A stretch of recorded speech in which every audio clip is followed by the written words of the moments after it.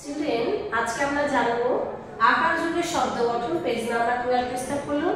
আমরা আকার যুগের শব্দ গঠন শিখব। আমরা আগেই জেনেছি অকার যুগের শব্দ গঠন, অকার কোনো চিহ্ন থাকে না, তাই আমরা শুধু বর্ণগুলোকেই পাশাপাশি বসালে এই শব্দগুলো হয়ে যায়, জেনেছি।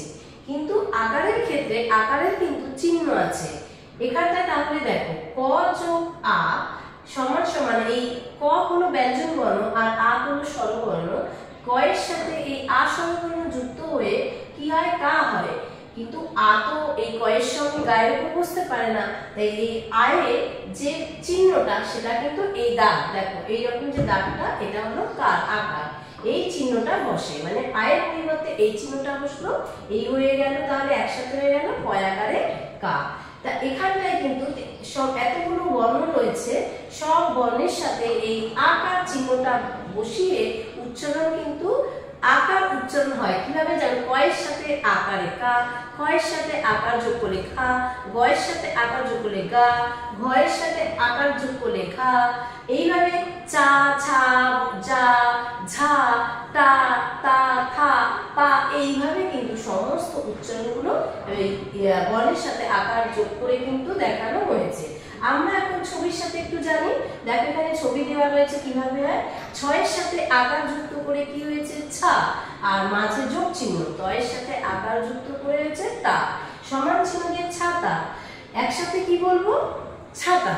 আমি আর ছাতা এভাবে বলছি না, একসাথে বলছি ছাতা। ছাতা দেখো ছবি রয়েছে।